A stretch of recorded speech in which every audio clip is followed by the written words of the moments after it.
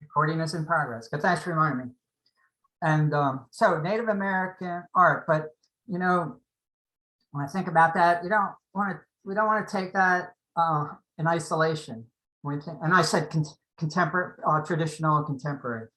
My thought there is really you can't really distinguish between, because contemporary Native American artists are working in their traditions and they're bringing it forward into the modern world. It's really one thing. It's an evolution of one thing. There's no sharp dividing line. They're still working with baskets. They're still working with art forms and cultural artifacts, but they're like we looked at Rose Simpson, for instance, what she's doing. Even an automobile, her car is a work of art, but it's done in the Native tradition. So keep that in mind.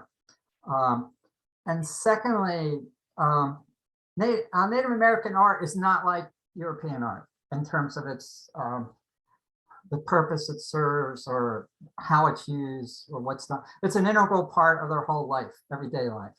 And some of you may know that. They don't do a work of art hanging in a museum or on the wall. At least they, you know, maybe now their work is in museums, but traditionally that's not the case. Native American art was, there was functional objects, but the functional objects were done in a way that was beautiful and had a sacred quality to them. You've seen their baskets, okay? They're exquisite, and the baskets were used for daily life, for holding things and carrying things, and their babies or papoose, whatever. But they're done beautifully. So they're functional, they're practical, but also aesthetic, and also reminding them of the connection with their ancestors, with nature, with the Great Spirit, with all of nature. You know, so it's all one thing. It's not, art isn't something that was separate from the daily life, which is pretty much the way it is in our culture, in Western culture, you know. And also the art, the objects they made were functional. They had a practical purpose, but they also had this spiritual, cultural purpose.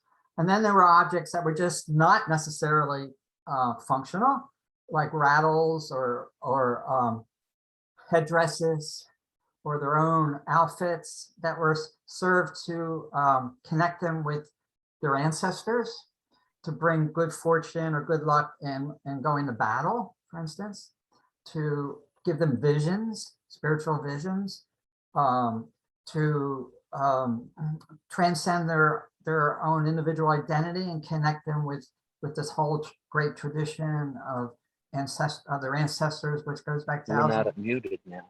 We're not muted. No, we're not muted. Okay, so you should be muted. I can hear you, but it says muted. We just lost him. Yeah. Okay.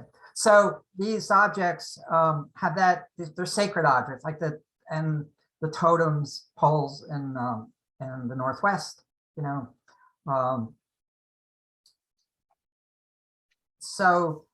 And then there's their individual, their clothing, what they wore was part of an art, was an art form itself.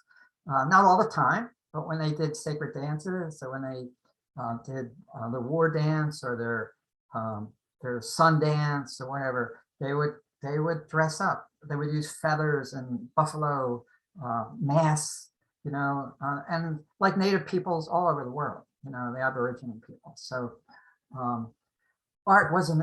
these artistic, incredibly beautiful, highly skilled creations were part of their everyday life. They weren't separate. That's the point I'm making. Okay. And we'll look at this. The other thing that's kind of amazing, I've gone through periods in my life where I've studied and immersed myself in Native American stories and culture. I'm in that period now. For the last 2 months, I've been reading books and watching all these documentaries about the great chiefs, and I just do that periodically. I've always felt a connection to Native Americans. I must have been an Indian in the past life. So just one thing to keep in mind is that there were over 500 tribes in North America. We're just focused on North America. About 540 tribes throughout the country, from east to west. Tremendous number, and about 300 languages. Okay, and some of them were small, some of the tribes, some of them were large. But most of these languages have become extinct. You know, there's so many of them. So that enabled them to have this incredible uniqueness and diversity of cultures. And that was the positive. The downfall, the drawback for them when the European invasion started is they could not unite to work together to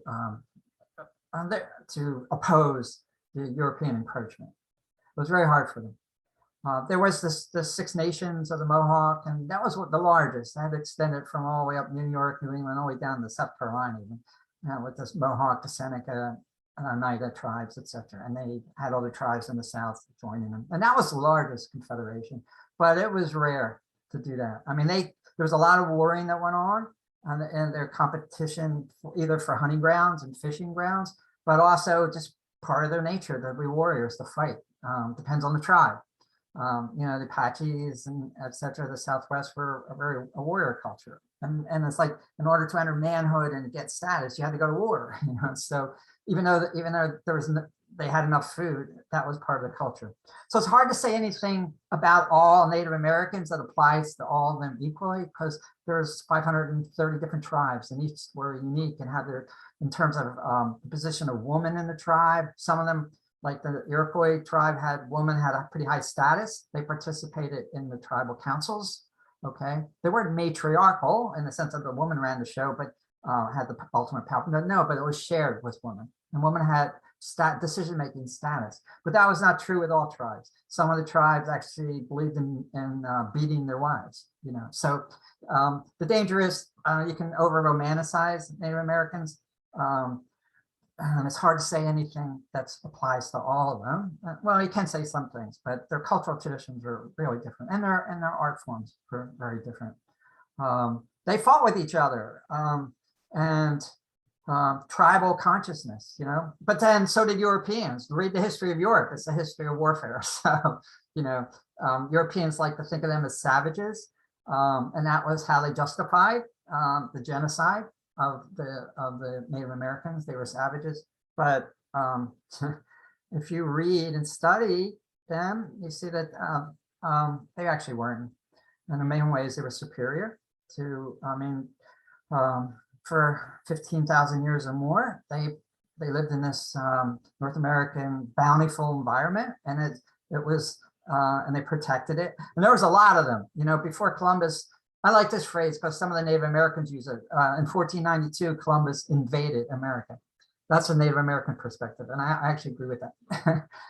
Because within a few years, they brought smallpox and measles and mumps that the Native Americans had no immunity to. And the European immunity evolved from the plague. Smallpox, measles, chickenpox, the mumps, those were all lingering small diseases that originated in the plague. And that enabled Europeans to have an immunity to those. And also because Europeans had domesticated farm animals, pigs, chickens, cattle, yeah, and that developed some immunity, which Native Americans did not have. So they, within a few years of Columbus arriving, 20 years, 50 years, 95% of the 60 million, they think, that were living in North America were gone. And just, yeah. So they had to, they came back, but it wasn't just one disasters. There was several that happened through the 19th century that just pretty much wiped out their numbers. So when the second wave of explorers came, you know, they wrote about this. The whole countryside was littered with skeletons, literally, millions of skeletons. That's what they saw. And then those went away. And the third wave thought, oh, there weren't many people here, you know, but that's not true. The pre-Columbian, all along the Hudson River, the first explorers, there was one, it's like the way it is now, it was one village after another, right next to each other, all the way up to 100, hundreds of villages. And that was true all over the place. So thriving numbers, thriving cultures. The other thing to keep in mind is that the Native Americans were first Stone Age culture. And that's true of like the Aborigines in Australia. It was a Stone Age culture. It's pretty amazing when you think about it. Operating as stone, they didn't invent metal. They didn't have any, they didn't have the Iron Age, and they didn't have the Bronze Age that happened in the Middle East. And hey, welcome to the, with, you know, where that came about in Mesopotamia. That's never happened And I guess necessity is the mother of invention. In the Middle East, it's a pretty harsh environment. So they invented metal tools and metal weapons. The Native Americans, North America, that was so bountiful. Food and game and fish and berries and fruits was so bountiful that they probably didn't feel the need for it. And also depending on the region, the Southwest was a little harsher, but still they knew how to make the best of that. The most abundant and bountiful, of course, was the Northwest. I mean, there was so much the salmon and the fish and the wild games. It was just like they had an abundance of, and the same was true with the Northeast. Just all the beavers and game, and then the buffalo, 60 million buffalo all through the plains. So who was the savage? We came in and took about 250 years for white Europeans to destroy our environment, pollute the waters, pollute the rivers, pollute the lakes, destroy the soil, and create cultures with a high crime rate, high depression, which they never had. They did not have that. So who's you got to say who's the savage, right? They took care of each other. There was no such thing as poverty. The elderly were respected. The disabled were respected. They shared what they had. There haves and have-nots did not exist. Indians, the natives that were taken to London to parade around like animals in a zoo, they were shocked to see poor people on the street. They could not believe it. Well, how could this happen? Because they never experienced it. They couldn't believe that a society would do that, have these people, let them starve on the street. They never did that. So there were things about native cultures and these Stone Age culture that was so much more functional. They didn't have adolescents going, rebelling and getting into trouble and teenage, because from the age of 10, they were raised by the woman. It was a shared, the woman shared raising the children in the village. It takes a village to raise a child. It wasn't just an isolated mother with her 3 kids getting depressed and angry. No, the whole village shared in the raising of the children. And then up at around 10 or 11, the men of the village took the boys and taught them how to hunt, how to fish, how to be warriors, go on vision quests, and so they were incorporated into adulthood from an early age. And there was no such thing as like rebellion, going crazy, and that's our culture. And I could go on and on, but just that's the context. But it's amazing to realize that the Stone Age culture persisted right up until they didn't have horses until the Spanish brought them. And what happened was the Spanish in Mexico had horses, and some of them escaped, and they got up into these wild horses got into Arizona and New Mexico, and the natives, the Americans there, captured them and these wild horses and learned to ride. And so that didn't happen until the 1500s. But before then, everything was on foot. They did their hunting, they did everything on foot. Their migrations to follow the buffalo. They killed the buffalo on foot, just like Stone Age cultures. And also what's amazing to consider, it's kind of mind-boggling, they never invented the wheel.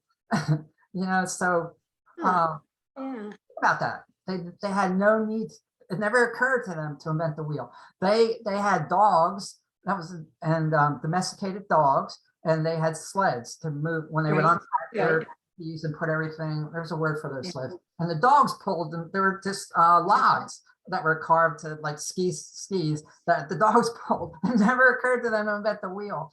And it's like it's like, why? There's no need for it. So there's some amazing things about this Stone Age culture that Europeans stumbled on and didn't know what to do with, and described them in all negative terms. And then the other amazing thing to think about it is the last Indian War, that the horrible Wounded Knee massacre, happened in 1891. That was yesterday.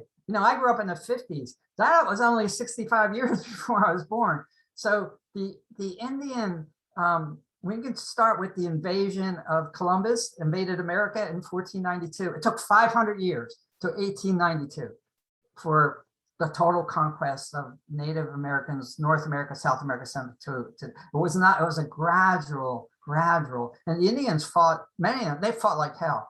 They did their best to preserve their land, preserve their cultures, and they did not give up easily.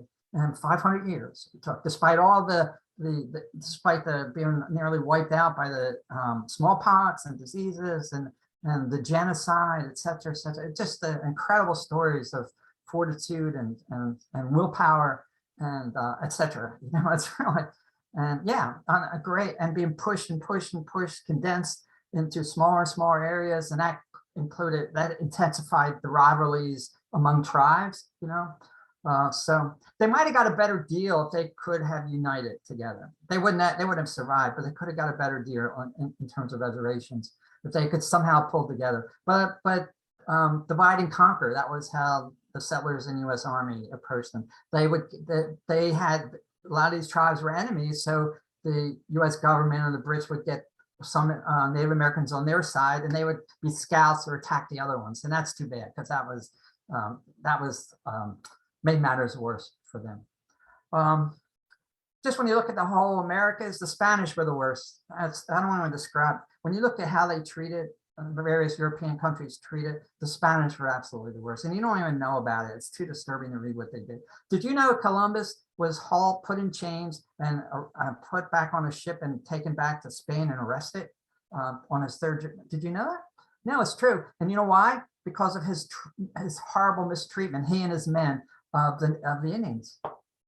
And that's pretty bad. I mean, what the Spanish were doing was incredible. To arrest the main guy for his unbelievable mistreatment, it's like you can just imagine what they were doing. And he was put in jail, in prison in Spain for a couple months, and then the Queen and King Isabella Ferdinand released him. But that's how bad it was. So they were the worst. And of course, their main field of operation was Central and South America, and also California. So, but just unbelievably cruel. Just unbelievable. And the Russians, they were in Alaska. They came over, and the Russians were up there in their cruelty.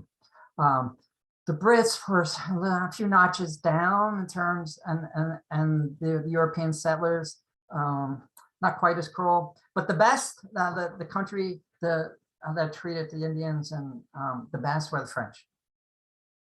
Yay for the French. Well, they've always been known for their accepting their racial. Blacks were accepted over there. And yeah, they accepted, they didn't see them as savages. Even the Jesuits went over, they accepted their culture, and the Indians really liked them. And the Indians fought for the French. And then the French lost, and the French had to leave, and then they were abandoned. And the Indians that sided with the French paid a heavy price after the French left. They were, and then the British, and then some of the Indian tribes sided with the British in the Revolutionary War. And when the British lost and left, those in the Mohawks were punished by the U.S. government and by the settlers for siding with the Indians. Okay, so those are some of the general stories. And then, you know, like just broken treaties, you know, all the way through. Okay, so it was a long, slow genocide with remarkable stories of Indian chiefs that were just, Sitting Bull was one of the best, most well known. And okay, so this kind of ties into the art. Did you know Sitting Bull is an artist? Anybody know that? You're shaking your head. Did you know, Suzanne? You did, yeah. He did I can't hear. I just know because I read what you were going to talk about today. He's considered like the greatest leader. I mean, he has respect and his wisdom, his military prowess. But he lived until 2004. He was killed, you know, at the end. But I want to show you something. This is in the Smithsonian. He did a pictorial autobiography. But let's watch a few minutes of this Indian chiefs. Just to remind you about Sitting Bull, then I'll show you those. Okay. So I got a bunch of really cool videos. All right. And Suzanne, I said this may take 2 sessions. I don't think I'll get everything done. Next time I'll pick up my hunch because I got so many cool things, which is great, right? All right. So let's see. What do I want? Put you guys over there on my way.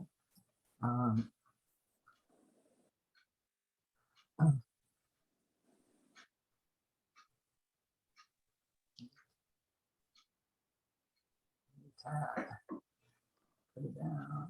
My bookmarks. Indian Chiefs Part 1. Indian Chiefs Part 1. Here it is. Okay, we're gonna watch like the first 7 minutes of this documentary on Indian Chiefs. It opens about Sitting Bull, and then it feeds into his artwork. That's why I'm doing it. Can you see all this? It's on, you're seeing this on your screens? Yes? YouTube? No, Not? Yes. no, it's just a little circle going around and around very, very slowly. Yeah, but it's the YouTube circle. That's Now what it disappeared. Now it's back again. Yep, no, it's good. It's good. It's warming up. it's just Is that not. what it's doing? Yeah, it's been doing this today. I don't know why. Come on. I don't know if it's just loading or I should redo it. Stop it and go back. I'm so glad somebody else was having problems today with the stupid computers. All day today. I don't know, something about the internet today. with me. Good. Let me stop it and go What, back. 47 minutes, yeah? No, well, we're just gonna watch the first 6 minutes. Yeah. I've got lots of small videos, but this first 6 minutes. Is this on Sitting Bull? This first one is Sitting Bull, yeah. Oh, And boy, at the Smithsonian? Yeah, well, it leads up to that. So there's 5 of these chiefs, and the first one's about a 50-minute documentary. The first one's about Sitting Bull. Come on. I was just an introduction to Sitting Bull that leads into his pictorial autobiography. Oh, but great introduction. Thank you so much. Yeah, like I get to work. Good, you've been studying so much. I have, okay, we got it. I'm totally into it right this past month. Here we go. I think. Introducing T-Mobile's hometown discount. Switch today at your local store and get 25% off for life. 500 times. Wow. Stops. Okay. All right.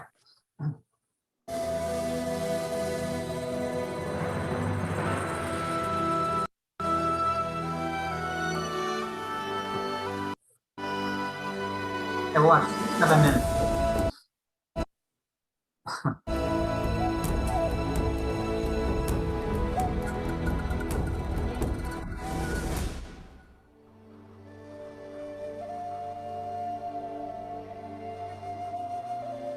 If you look over there and you see that mountain, the mountain range way in the distance. The See Sitting that Bull's dip, great grandson's. that biggest dip, they call that a saddle. Right there. June 25th, 1876. Custer and his Crow Scouts were in that saddle there. And they were looking for grandfather, who was camped right down here. And those Crow Scouts, they seen the smoke from the fires, and they told Custer that's where Sitting Bull is, grandfather. Long had the armies sought him, but never caught him. Sitting Bull was Merlin, a shaman and a prophet, but also a samurai, the ultimate warrior, the lance and shield of the Sioux, against the Wasishus, the White Ones. This white nation destroys all in its path. My brothers, should we submit? Or should we tell them, first kill me before you take possession of my homeland?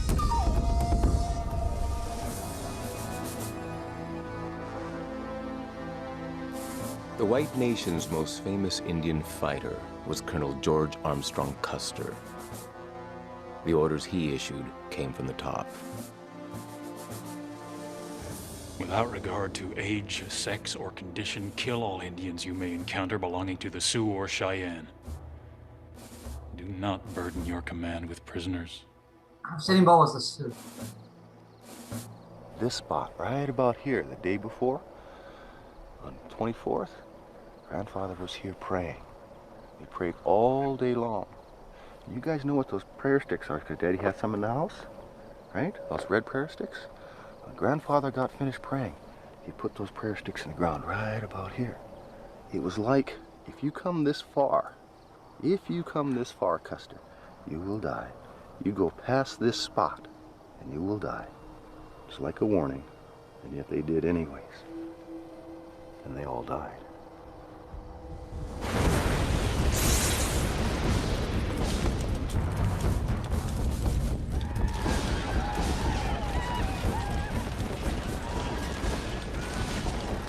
This was the Iliad of America, the Great Sioux War. He was at the heart of it all, the seer who prophesied victory, the chief who led his people These are to his it. drawings. Oh, look at them. Like, these are Steamboat's drawings.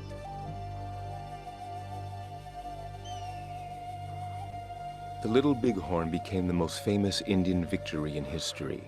But for the First Nations, it led to defeat, dispossession, and tragedy.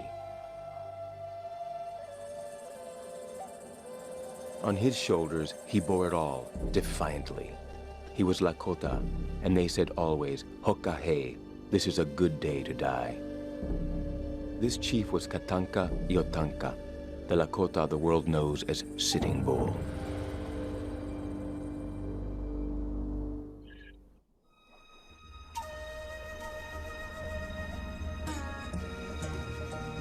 Sitting Bull was born in this valley of the Dakota Hills, probably in 1831.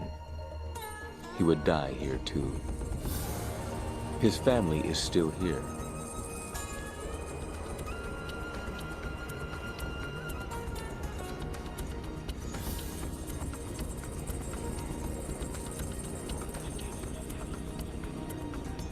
Ron McNeil is the great-grandson of Sitting Bull.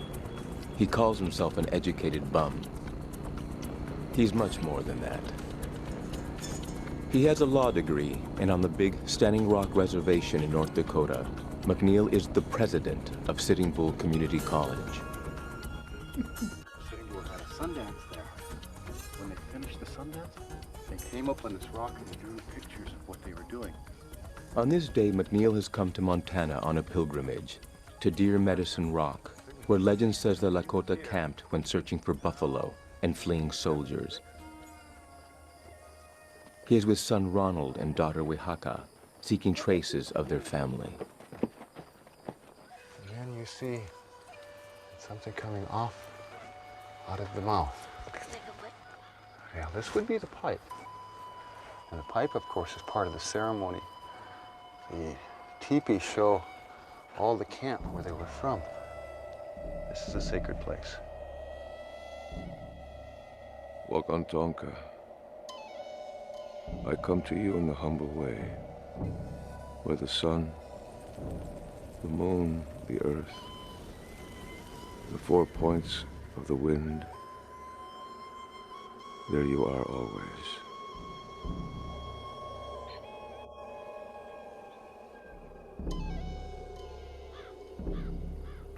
Daddy, look at that. This sign here is a buffalo's head, and its back arched down, and it's sitting. That's Grandpa Sitting Bull's signature. Oh, yeah. Amazing. With his unmistakable autograph, the buffalo for whom he is named, Sitting Bull left behind his life story. He drew his autobiography in Pictographs. Sitting Bull was Lakota, one tribe of the Sioux Nation, a people that honored conquest and killing, a nation fierce and proud. When I was a boy, the Sioux owned the world. The sun rose and set on our land. We sent 10,000 men into battle. Okay, it goes on, but I wanted to lead up to that autobiographical, the pictorial autobiography, and it's in the Smithsonian. And here it is. Once I get to the tab.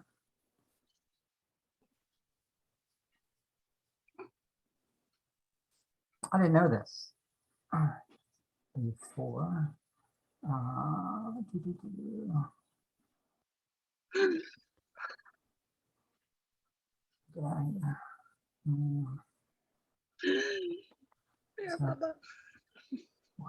What's up? Oh, here they are. This is Smithsonian website. And there they are.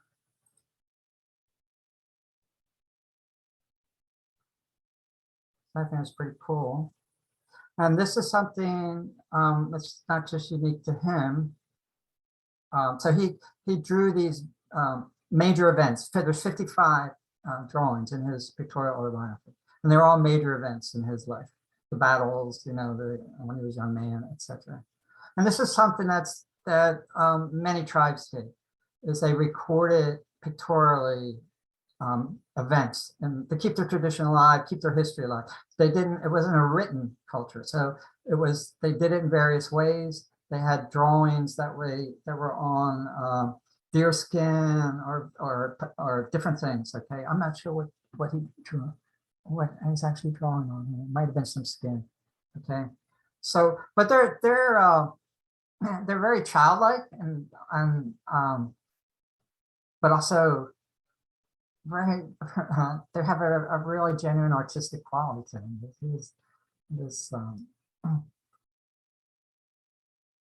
Yeah. Counting coup was something that a young warrior did. You rode up to an enemy and you touched them with your stick, and that was a big achievement, you know. And the younger you could do that, the more, you know. And Sitting Bull did it when he was like 11 or 12, and you know, he's like, yeah, you know. So anyway, just so you know, these are all of them. And they seem similar to those pictographs on the rocks. You know, we're looking at some of the lines. And this goes back, this is a Stone Age art form, right? And you look at those cave drawings in Lisieux, France, you know. It's a way of maintaining the tradition, keeping the history alive, keeping the records of our deeds that we can be passed down from generation to generation, going back thousands of years, you know. And so, and they did it this way. Okay, so there's 5 categories here. I won't go through them all, but each one contains the total of all 55 are here. And here he is dealing with the U.S. Army, looks like. I don't know what these are. These are interesting. I'm not sure exactly what this image is. This monkey-eye character. Must be some spirit guide or something. So anyway, pretty cool. But other chiefs or other great warriors did this too. So he was working in a tradition of pictorial autobiography, not just individually, but for the whole tribe. So this is one of their art forms. Yeah. All right, but let's go back further. You know, now this is something that most people don't know. It's kind of kept secret. And throughout New England and upper state New York are all these megaliths, like the Stonehenge of New Hampshire. You know about that? Most people don't, because it's not, you will never taught this in high school or college. And there's all these stone walls that are all over New England that, now, you know what they say, you know what historians say, and with the stone walls, there's like miles and hundreds of miles of stone walls. Oh, the early settlers built this. Well, I read once that to do this was like a major, was like building project equivalent to building the pyramids, to build all these stone walls. And there's no account in any of the early settlers' books or diaries of doing this. You would think they would write about it if they were doing some major architectural thing of building these stone walls that would have taken decades. But no one mentions it. And you know what the Indians say? And when they interviewed the Native Americans in New England, what they say, they were here when we got here. Wow. They were here. So the convention is among anthropologists of North America that this was an empty continent until about 15,000 years ago. The land bridge with Asia was connected and they came down then. Well, the Indians say when they came, this stuff was here, which really begs the question, who was here before? Okay. Yeah. And when you'll see these megaliths, these gigantic 50-ton stones that are around New England into these caverns, and then they say, oh, the settlers used it as root cellars. Give me a break. How would they have moved these things, number one? Number two, why would they bother to spend 25 years if they could, building a root cellar out of these megalithic stones when all I can just dig a hole and use wood. You know, it doesn't make sense. They don't want to admit because it doesn't fit in with the anthropological history right now. It does not fit in. So let's pretend they're not there. Okay. So anyway, watch this. And this is art too. This is, you got to go back to say this is the earliest art, even before these 500 tribes from Asia got here. Maybe a couple of those.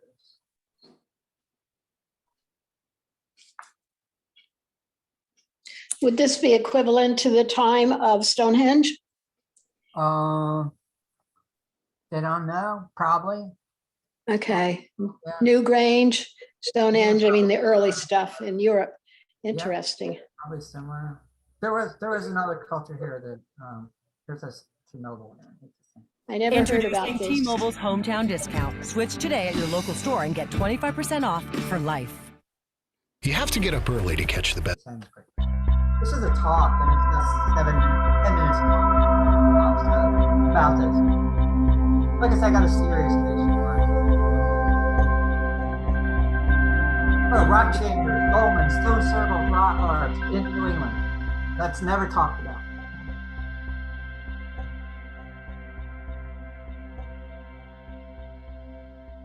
Well, it gives me very great pleasure. Last but not least of... I'll jump ahead a little bit. That's the introduction. Thank you very much, John. It is a pleasure to be here at the Stars and Stones Forum in November 2009. I've been here a couple of times before discussing very local sites such as Wandlebury and also my Stone Age survival Earth energies research. But today we're going to have a look at the New World, New England specifically, and explore the amazing countryside there and all the megalithic sites that are there. Because when I went to America, I didn't really have many ideas about there being really megalithic sites there. But as soon as you start exploring New England, you find that there's hundreds of chambers, dolmens, standing stones, and many, unusual artifacts that we're going to cover in this talk. But America itself is a very interesting landscape because over in California and throughout the Midwest and the Southwest, there's many sites. We'll have a quick look at them before we get into the talk. So this is the Serpent Mound in Ohio. So I just want to briefly have a look at some of the other amazing landscape sites that we have there. This is down the Midwest, just north of the whole Mississippi River. And you can see that they're effigy mounds, and there's lots of these different type of effigy mounds throughout the sort of Midwest, mainly the northern Midwest. But if you go all the way down the Mississippi, virtually right into Florida, there's been recorded 10,000 earth mounds, earthworks, and even earthen pyramids as well. And these are just recognized, they're not recognized rather by the archaeologists as being anything older than the Native Americans. But there's lots of evidence now that even giants between 8 foot and 12 foot tall skeletons have been discovered at the very base of some of the... Yeah, let me comment on that. There's a whole thing about graves of giants' bones, and they were often in newspaper articles throughout the 19th century. You'll see them, giants, and then where are they? No, and there's a conspiracy theory that the Smithsonian got a handle on them and is hiding them. Okay, so that's real controversial. So there's all these newspaper articles that were appearing regularly in throughout the Midwest and the United States in the 1850s, 1860s. Gravesite of a giant found, giant bones, but no one's ever seen him. So I don't know. That's just a big question mark, But the Indians said that. They did say that there was a culture here before us and they were giants. So whether it's true or not, I don't know. Okay. These mounds, and they've been dated to prehistoric times. The ones in Florida up to about 8,000 years ago. So we're seeing a very ancient culture which lived in the landscape across North America. This is another famous one called Cahokia, and this was one of the central sites of the early peoples there. And you can see the sort of Aztec or Mayan style of the earthen pyramid here in the picture on the bottom. There's not much left of it now, and the problem is many of these mounds are just, there's so much development in America that they just get ruined and destroyed by developers. But luckily the early reports of these sites recorded many of the artifacts many of the skeletons of giant nature which were found there. Unfortunately, the Smithsonian got involved, and suddenly everything starts disappearing and getting dismissed. The Smithsonian All these gate, giant some bones people are in the call it, basement of the Smithsonian. because there's so much, you know, problems with things going missing. And even in California, there's a place called Lompoc. It's not the one on the screen now, but a place called Lompoc, just north of LA, where it was recorded in the early 1800s rather, that 12-foot giant with bronze armor was found on Lompoc Ranch.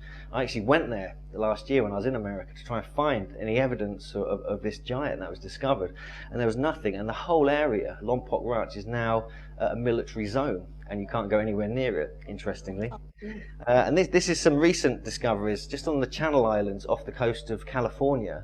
They found ancient culture there that goes back to about 5,000 or 6,000 years old, with some megalithic remains there, although no photographs are available as yet.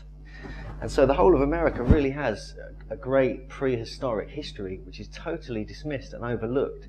And it's one of my intentions is to explore America over the years and actually present this and get it out there to the American public. Because often when I was there, I'm just an English megalithomaniac on holiday, and you go there and you find all this stuff and you try and tell people about what's in their backyard, and they're like, what? You know, and they don't get it, that there's an ancient heritage there. But anyway, today we're going to focus on the New England, the states of New England. There's New York State as well, which is kind of missing off this map. But these are the kind of states that I looked at. I didn't really go to Maine, because it started getting very cold up in that area when I was there, and it was a bit ridiculous to try and get up there. But New Hampshire, Vermont, Massachusetts, Connecticut, Rhode Island, and New York State specifically, there's some incredible megalithic monuments.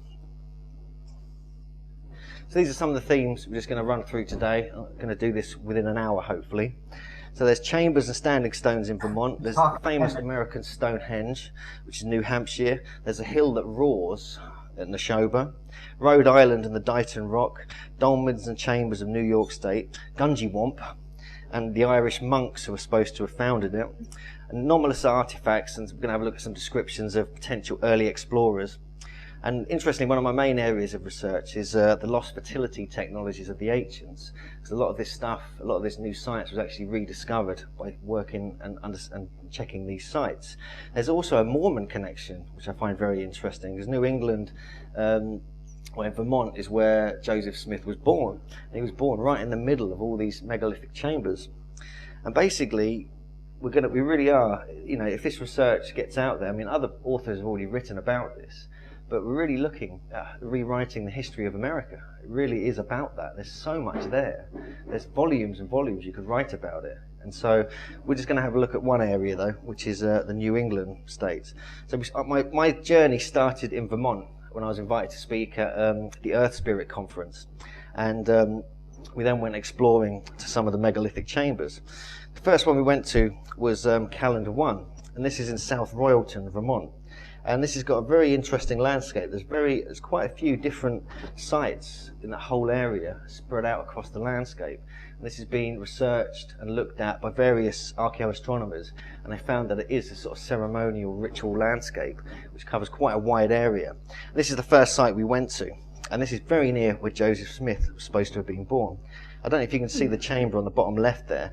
I'm just sort of contemplating going into it. Oh my God, it looks a bit small. But I did manage to get in there, and this is a photograph I took, and you can see the rock carvings sort of on the top of on the first lintel on the way into the chamber. What you're looking at, those boulders on the top weigh tons. How did they get them up there? All right, the settlers didn't do that. There's no way they could have done that, and these are all over the place. These things weigh tons and tons. It's as mysterious as the ones in England and throughout Europe. Yeah. And the Indians said they were here when they got there. Okay. Now, this is something that appears at lots of the sites in Vermont and throughout New England, actually. There seems to be these almost Ogham script, which is something Barry Fell in America, BC, really researched thoroughly and documented. But just down the road from this chamber is the Mormon Connection. This is the sort of obelisk that was put up to commemorate where Joseph Smith was born, and he was said to have found these golden or bronze tablets with all this information on it, and it all related to a very ancient culture in America, saying that the Jews, I think, came over to America and built many parts of the mound culture and the megalithic cultures in that particular part of America. And it's a suggestion that actually he found these gold discs in the chamber we just looked at. It's not been, nothing of this has been confirmed. We don't know if it was just a story he kind of created. However, he was living right within the most important megalithic landscape in New England. This is another part of the Calendar One complex. This is called the Eagle Chamber, and these are just some of the stones that I photographed. They're quite small, some of them, but they're definitely being designed and sort of placed accordingly. In fact, in the summer of 1980, a dig started, and they believed it was a colonial farm settlement. But what they found out much later through archaeological dating is that it's at least over 1,000 or 1,500 years old. This shows you the actual chamber from within, and I'm just having a little nap there on the right. But at the top and the back of the chamber itself, which has got these huge megalithic lintels going all the way back, there's actually a hole at the very top, as though we're not sure why that is, whether they were star watching or exactly what they were doing. But I also did some dowsing there, and I took my magnetometer there and found that there's some very interesting telluric energies kind of going into the chamber and building up within. And there's also a major energy current that swept through the chamber as well, which I found very interesting, because the tests that have been done at these sites to do with the fertility technologies really do back this up. Here's just a shot of the chamber. I think it's a really beautiful photograph, actually. It just shows you the sort of quaintness and the beautiful design, and the way it's like an entrance into the Earth Mother or the Goddess or whatever, however you want to look at it. But I see this as a kind of symbol, and it's very similar to some of the chambers we see in Europe as well. I mean, the similarities are remarkable.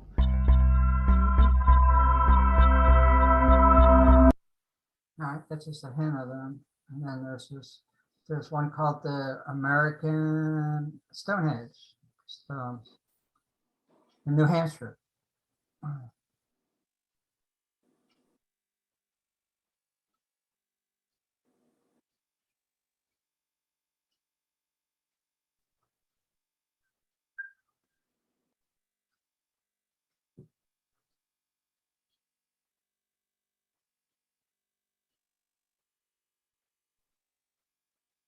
I'll go forward a little bit on this because he just doesn't really get to there until well into. This is short, just only 5 minutes, but get some walking. This is in a park in New Hampshire. You go visit. And you pay it in, I think. And, but you see these stone walls? This, they snake all over, hundreds of miles in. And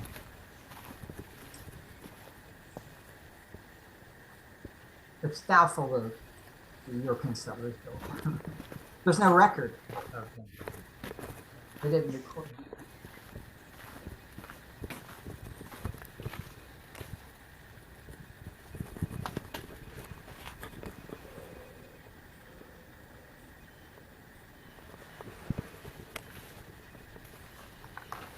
So this is a site with various kind of with stone in different arrangements.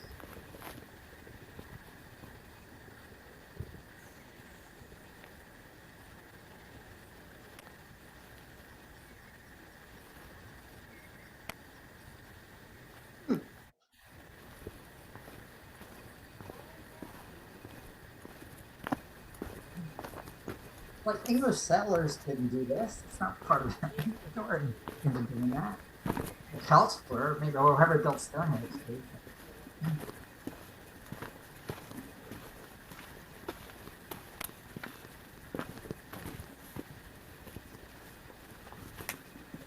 And those lintel stones, look at that. How would they, there's like tons. They're carved.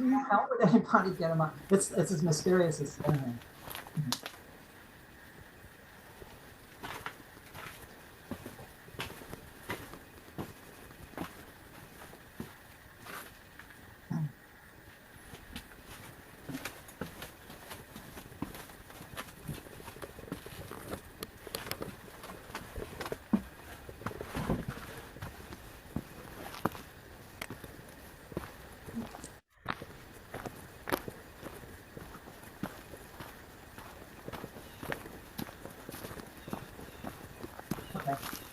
Um,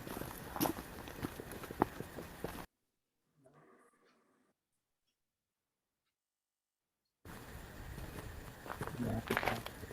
But it's fascinating to know that they're there and that you never hear about them.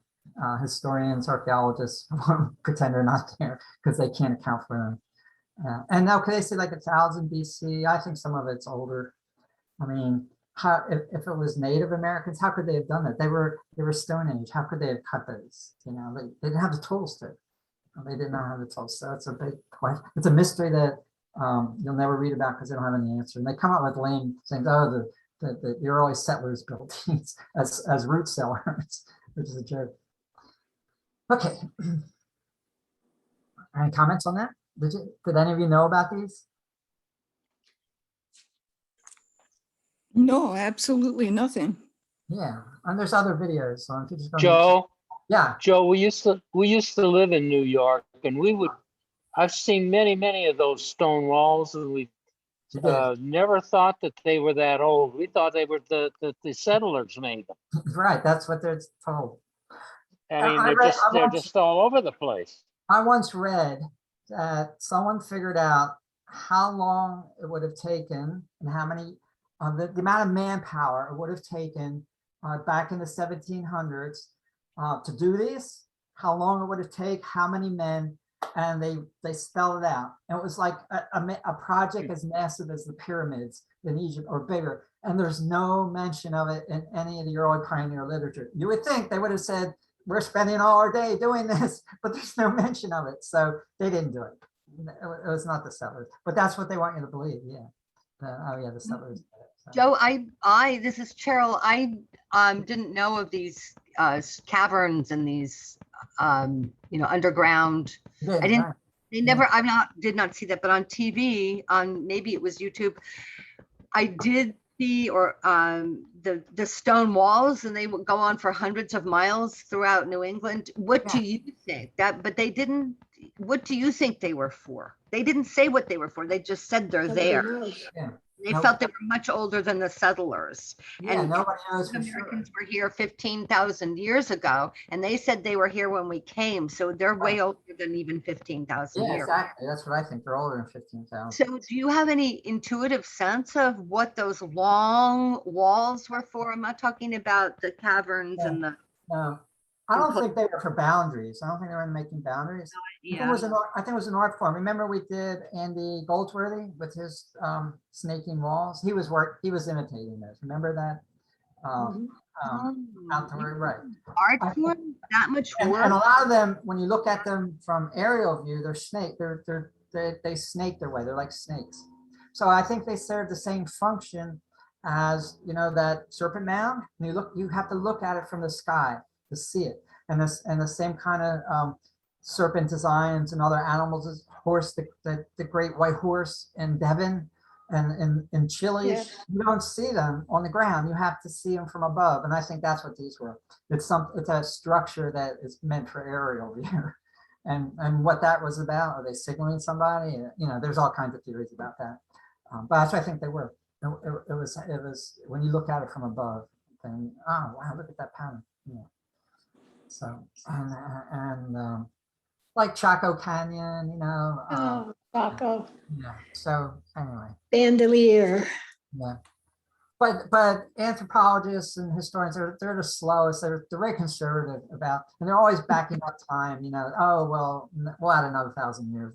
But they'll take the most conservative time estimates. And if any historian, American anthropologist, advocate or talked about this, his career would be done. He'd be laughed at. So that's the other reason. You can't do anything or say anything in publication that's too far out because you'll get laughed. You'll get laughed out of your career. So that's the other reason. That's why the conservatism exists in that field, because there's a certain consensus paradigm. And if you challenge it too much, you can challenge it a little bit. If you go too far out there, there's the end of your career. Literally. You won't get published again. So there's that element. All right, so this is cool. So we're jumping back in more into the present, just the Native Americans. This is, go ahead, someone want to say something? Yeah, Joe, this was south of Pittsburgh. There's a place called Meadowcroft. What did I write it down? Meadowcroft. And it's prehistoric. Yeah. And one of the professors from Pitt did a lot of stuff with it. And I took a couple of trips down to it. And it was supposedly what they're saying is when Indians were going from one place to another, they would stay in there. It was like a cave. Yeah. But maybe it was later than that, or earlier rather. Are there any hieroglyphs there or any? I don't remember that. I'm going to look it up after Yeah, this. Cave, it could have been, But it was really neat to see and to almost feel it, But that sounds like a natural cave. It wasn't, It was a natural cave, but they knew that somebody had been in it. Right. I'll look up the times and send it to you. Yeah, but that was pretty neat. Right. So the big mystery, how are these, 20-ton stones carved? How are they lifted up into the upper part of the cave, the lid? How's it done? It's difficult today to do it with machinery. When some of these things, it would take several heavy-duty cranes to get up there. I don't know how they get them up there, and also to make it so that they fit, like interlocking, like a puzzle, huh? It's like, it's so mind-boggling that's why they're just dismissed. This doesn't exist. It's not real. We're pretending it's not real, but it's there right in front of your face. All right, so this is at is it the Met? I think it's the Met. Yeah, and it's this is really good. There's 9 really short. They have one of the best collections of Native American artwork, basketry, etc. And they focus on one object per nun, and it's really good. So this is more traditional. Yes, the Met.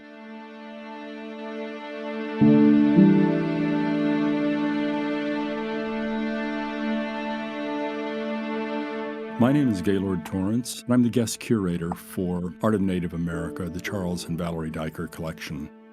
I'm Brian Vayo. I am from Acoma Pueblo in New Mexico. I'm serving as an advisor to the curatorial team. This exhibition is a selection of works from the Charles and Valerie Diker Collection that is a celebration of Native American art from... All right, see that map? There you go. That's how generally those 530 tribes are divided geographically. The woodland, eastern woodland, the plains, Indians, the Southwest Indians, the Great Basin, which is, Utah, over in this part, over to the California mountains, up into Idaho, upper Washington State, was very dry, really harsh landscape, and the Southwest. And then the plateau, which is starting to get mountainous, would be, I guess, present day Oregon, and then the Canadian, the subarctic, all the Canadian tribes up here. And that's generally the categories. And then the 500 are put in there in here, okay. all the regions of North America. The Diker collection is a beautiful representation of some of the best examples of Native American art that exists anywhere.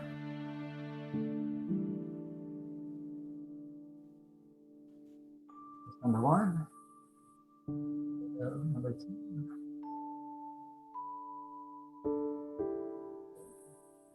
I think this is number two. Yes, let me get it back to the beginning.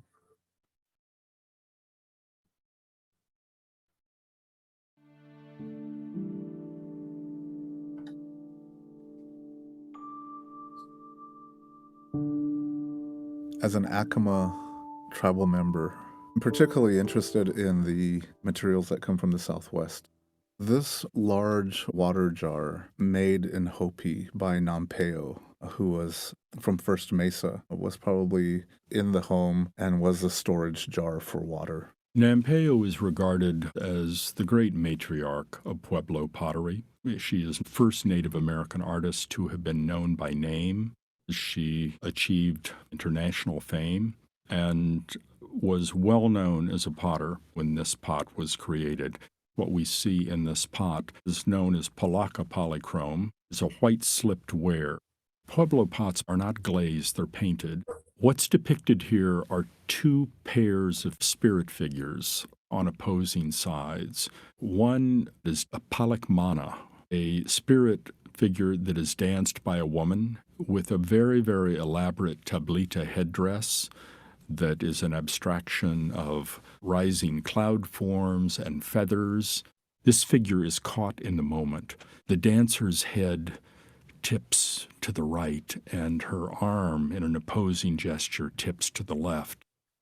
And on the opposing sides is a male Katsina, a mask spirit figure, probably a hunter. This figure carries a bow and arrow as well as a rattle. This figure stands erect. The head is tipped back slightly. What you have here is the perfect gesture of the dance, as though that kachina is standing 5 feet away from you. The design on this piece is just exquisite. You have the rainbow and then the clouds and rain symbols along the neck of the pot. Pottery of this type are made by a coiling method. The Hopi people have a source for clay. Clay is also a very sacred resource. Most potters will refer to the clay as the clay mother. The mineral paints are also gathered from the local area. And once the designs are applied, usually using yucca fibers, the pot is ready for outdoor pit firing. That's the risk, because after you've gone through all of this process of creating the pot and decorating the pot, there's always that chance in the firing process that it will crack. I believe that what Nampeyo was doing in this pot was painting a lived personal experience. These are not simply static representations. What she has captured here is the very moment of the dance. There's an intensity to these figures and an otherworldliness. You look at this pot and it's an encounter with a spirit figure.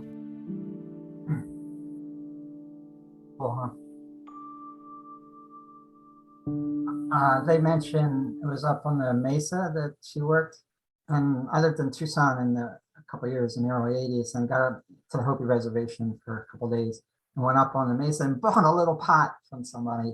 Just not as, just a tourist pot. But I carried that around for years and I lost it. I really regret losing it. Kind of have a really special significance for me. But it was that color. It was just, yeah. All right, number 3.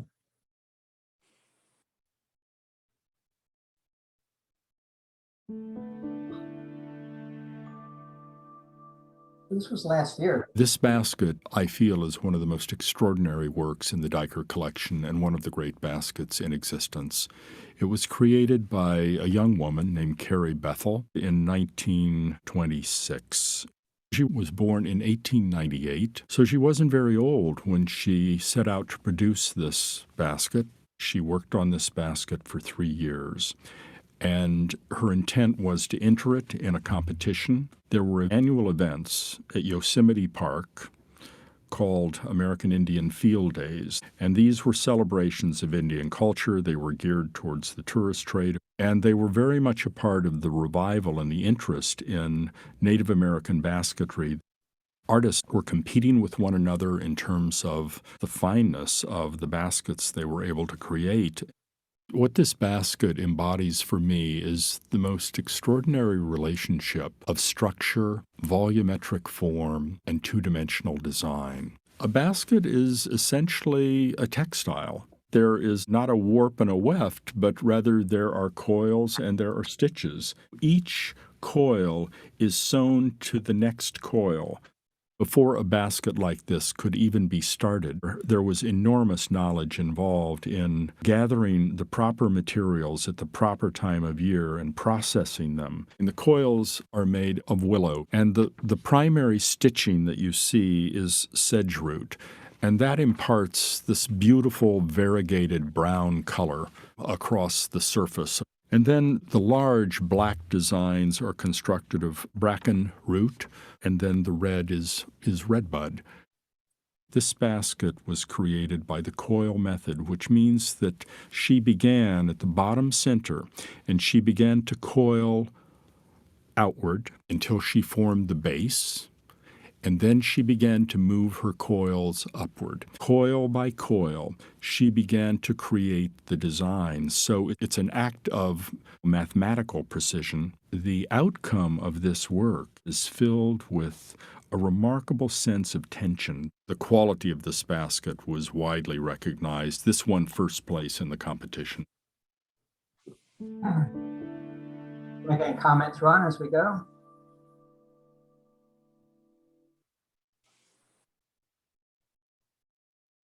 Wow. Yeah, right. What can you say? When I first learned about the Diker collection, I was always intrigued by the pumpkin pot from Acoma. This is a water jar. It is very unique because of the design. While the form and the design on the neck are representative of a typical Acoma pot, the pumpkin design is just so unique. And there is a pigment that fired to a green finish, which is not a traditional color used at Acoma. After speaking with cultural leaders and other potters from Acoma about this particular pot, it was clear that this pot is a tribute to the pumpkin clan of Acoma, according to our emergent stories. At the time of emergence, there were a certain number of clans that were born onto this world. I'm Sun Clan, and on this pot, we have the sun symbol on the neck there. The sun is surrounded by clouds and rain symbols, and then the larger body of the pot would represent a field or the land, what we would call zato or stirapaima. And here sits this pumpkin, and aside the pumpkin, the corn. Corn is so significant to any indigenous culture. And so this is an incredible representation of what Acoma people today and what our ancestors believe is the life way. It's a symbol, part of a larger story of our cultures and our continued existence on this earth. I am very pleased to see that items from my community are being included in this important exhibition. These pieces will share their energy, the blessings that they contain, with everyone who sees them.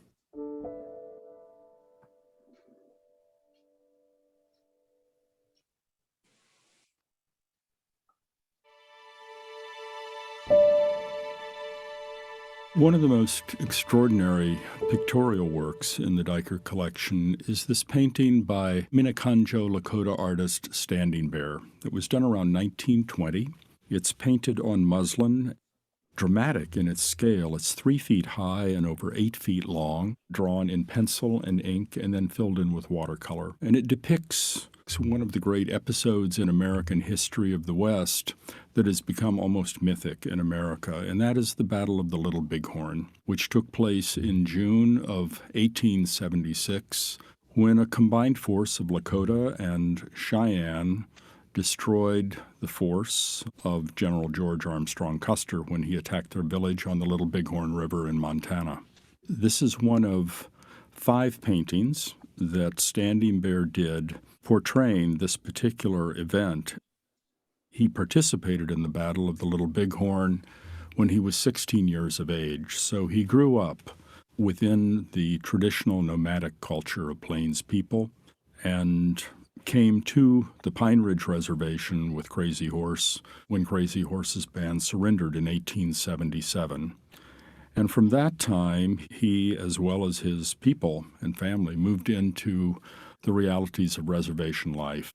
Although the painting presents this battle as one grand event, it's actually a piecing together of different episodes that happened over probably about a 45-minute period of time. And these episodes have all been verified.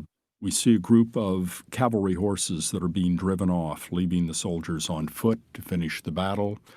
Towards the middle, there is a group of soldiers that are running towards a ravine. There they were overtaken and killed. A group of soldiers are trying to ride away, and interestingly, they're firing their guns into the air. They're not shooting at anyone, and there's a sense of panic and confusion. The center of the painting shows Custer and the remaining group of forces surrounded by native warriors coming in on all sides. There are two small episodes in this painting that bring the viewer away from the grand scale of this battle into something that is personal. In the lower left, there is a man who's on horseback. He's leaving the battle with a dead or wounded comrade over his horse. The man has slipped his headdress off. It's hanging to his back. He's finished with the fight, and he's bringing his comrade back to the village. On the far right, there is a depiction of a Lakota healer offering perhaps water to a wounded comrade, and he's in the act of singing. Standing Bear was producing works intended for sale based on the tradition of warrior autobiographical art, where men depicted their exploits in battle on painted robes. We also know from Arthur Amiot, Standing Bear's great-grandson, that Standing Bear, in the tradition of the Lakota, used these paintings to pass down the history of his own life and that of his people. And Arthur talks about hearing Standing Bear working on these muslins at the kitchen table with former warrior comrades in the room to help him with details, and young people in the room as well, hearing about what it had been like to be there.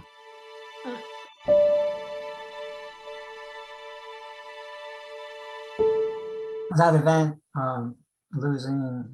Custer losing, shook the U.S. Army so much that they just wanted to get revenge, and it took them quite a while. It was 1876. That's what Wounded Knee was. It was revenge, and yes, right. So they had the U.S. Army had machine guns. They just been invented, the Gatling guns, and they just surrounded the village. And it was tense. They were hoping to have a surrender, but it was so tense. Like the U.S. Army were trigger happy. They were looking for some reason, and there's some gun fired up in the air, and that was the point. And so they just, I don't know, they had 4 machine guns and just mowed everybody down, women, children, old people. And they were all given commendations for doing that. They were all promoted, that regiment, and recognized by Congress as this was a great battle. It was a slaughter, but the U.S. Army was humiliated so much that they had to do something like this to repair their ego damage. And get medals for shooting their machine guns into running children and women. So yeah, okay.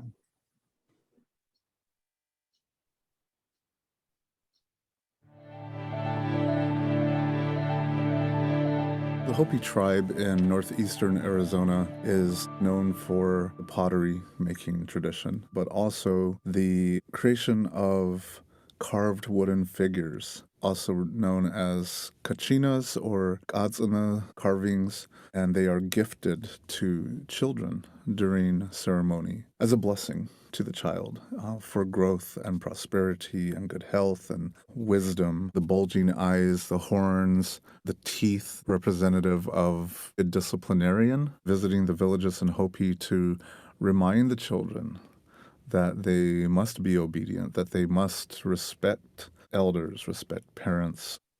Later on, the tribe decided that they would begin creating similar carvings for sale to the public. And so these are highly collectible. And this particular white ogre kachina is likely to have been one of those earlier pieces created for sale.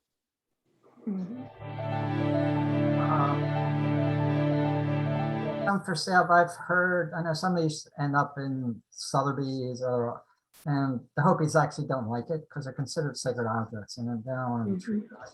And so I've heard some of them say that they find it offensive for them to end up in art, the art dealers collecting these things as collectible items. Particularly for men to carry personal effects. It's constructed of black dyed lead. Sorry.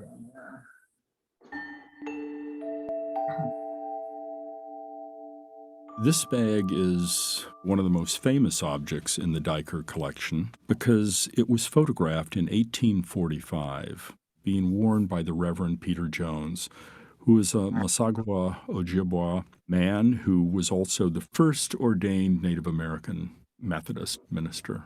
He traveled to England as a diplomat trying to secure the lands of his people. He was photographed in Scotland, and it's the oldest known photograph of a Native American that has survived. And this bag is hanging prominently on his left side. So it's an object that has great historical dimension. It's missing its shoulder strap. It dates from probably around 1800, and it's typical of bags of this type that were produced throughout the Great Lakes area, mostly by Anishinaabe women, and they were made specifically for men to carry personal effects. It's constructed of black dyed leather and ornamented with porcupine quills with a fringe of metal cones and dyed horsehair across the bottom. It's a classic depiction of Anishinaabe or Woodland's worldview, ornamented with images of spirit beings or manitous. The most predominant form is a thunderbird or thunderer in the middle, which is the principal power of the upper world in Anishinaabe worldview. To its left, there is an image of a turtle, which represents the underworld and those powers that were strongly associated with healing. And then to the thunderer's right is a human figure that might very well be a protege of a thunderer in human form. Perhaps it represented the owner of the bag. We really don't know. Bordering the edges are wavy lines that are sometimes interpreted as water. I think more accurately it may be that they represent the transmission of cosmic power, sacred power. It's essentially a drawing in porcupine quills on leather. Quill work is a time-consuming, exacting process, and one would think that the result would be rather mechanical. Actually, this whole image is filled with life. Those figures seem animated. They seem engaged with one another. They really are alive.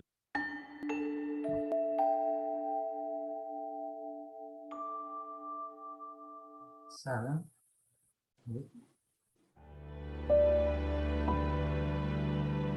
This ancestral Pueblo storage jar was made at a time when there was a period of drought and where it was important for the ancestral Pueblo people to begin storing as much food stuff as they could in anticipation of a drought. Perhaps some corn, beans, dried meats, breads, different berries. They are still used today in some of the pueblos in New Mexico and in Arizona. Rain and clouds are key to the survival of our people. The potter probably, had a prayer for rain. And so the clouds would be the black, and then the lines represent rain. What looks like a hand symbol in the center that might be the maker's signature. In Acoma culture, we referred to these pots as Gutiya Munishi. Gutiya Munishi is a reference to the ancient people or the original people. So when we utilize and recreate these forms and these designs today, we are paying tribute to our ancestors.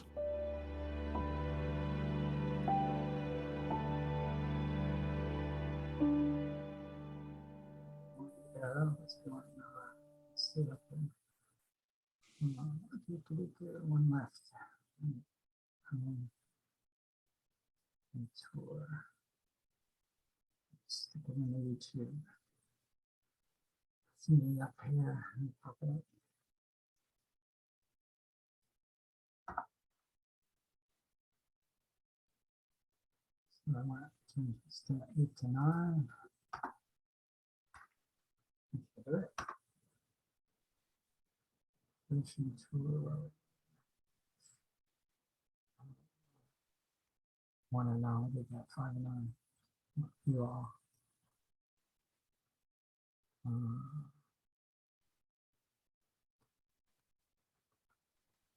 It's a Charles and Valerie Diker collections. That's good to know. Where's 9 of 9?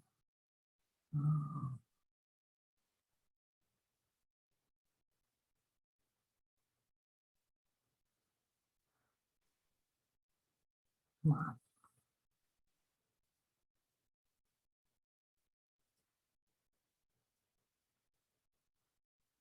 No, that's not it. No, that's the first one. You want that? Oh well, we may have to miss the last one.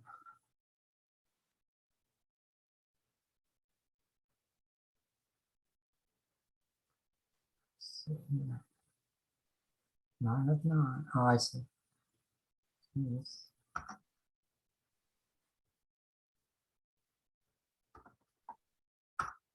See if this does it.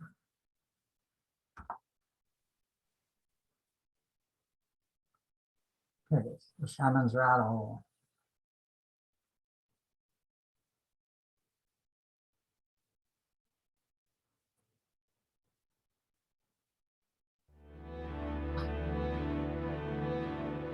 This rattle is one of the most emotionally charged works in the Diker collection. It's a shaman's rattle. It was used in healing ceremonies. It's essentially a portrait of either the shaman himself or a spirit helper, somewhere between life and death.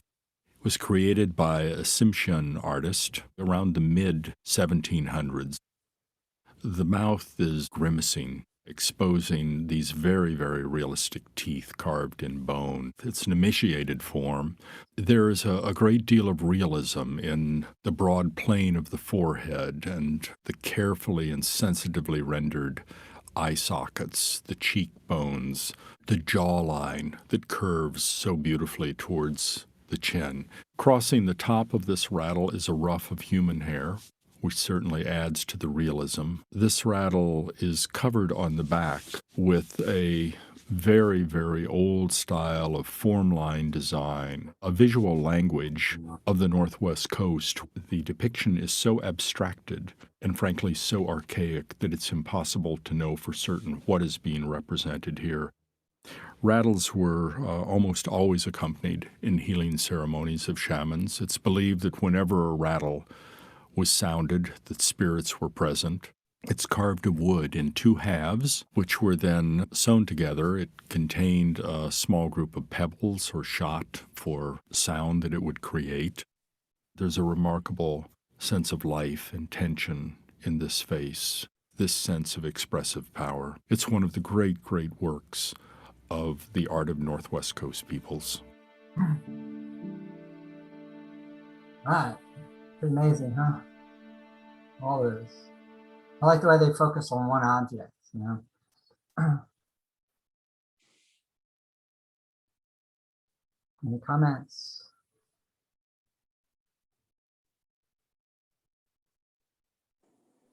The back of that head reminded me of a turtle's back, actually the markings on the back of a turtle. And Right. when I was on the forgiveness pilgrimage with Beads on One String several years ago, we went out by way of the route, a lot of the time the way of the route that Baba took on the Trail of Tears. And we stopped at one place in particular where Native Americans were sharing with us some very special information. And they described a very long process in which turtles were captured, their insides were taken out, all in sacred ceremony. And then long process of creating rattles out of those turtle backs. So it's not just, it's something, you know, that's very sacred to them, and a whole sacred process that occurs to create a turtle rattle. So I just thought I'd share that. I don't know if that's what the Northwest Indians were intending with that, but it reminded me of that whole history that I learned of the desecration. Warriors, I read warriors would sometimes bring rattles in the battle, and when they shake it, it would scare the enemy's horses because it sounds like a rattlesnake rattle, and horses are terrified of rattlesnakes.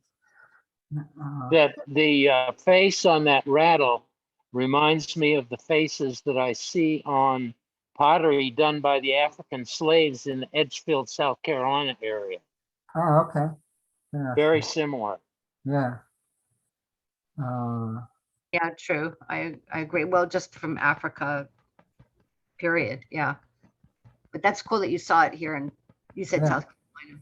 Oh. There's powwow. There's a powwow coming up here In the fall, in the fall. I want to go to that. always in the fall. Yeah. Yeah, it's in October or September. I forget. There's a web page with all the powwows in the country, and I'll show you one. Wait a minute. Since the 90s, these powwows have really gotten all over the country every fall, in Canada and here, and they dress in their native costumes. And here's an example. Just a few minutes of this. This is a Canadian powwow, but their costumes are works of art.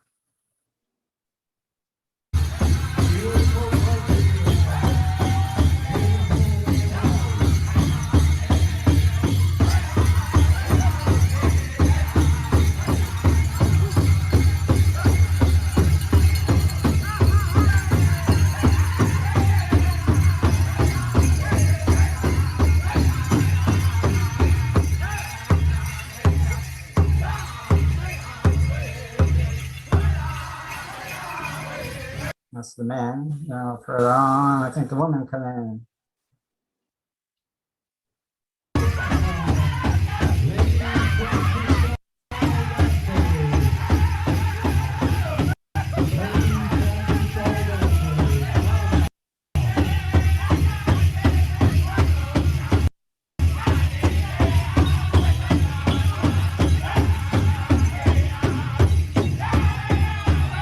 So these are happening all over the country in the fall, and I think they really picked up steam in the mid-90s. I mean,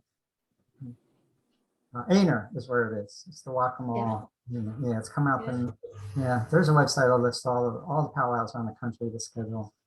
I went to one in Arizona. They're pretty cool. I don't know how much the costumes have evolved, or if this or is that replicas or not. I don't know. But, when you think about how the Europeans dressed, all black and you see that's all this color and imagination, and it's like, wow.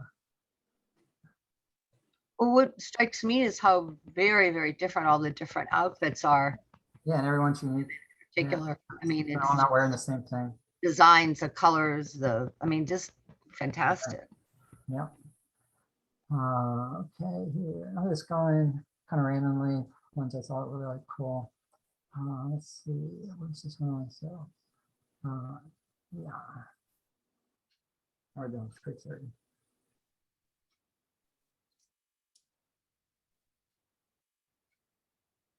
And now a look at an art show that is both making history and teaching it. Hearts of Our People, Native Women Artists, is the country's first ever exhibition devoted solely to the works of Native American women. Jeffrey Brown traveled to Minnesota and New Mexico to meet with some of the team behind the retrospective. It's part of our ongoing arts and culture series, Canvas.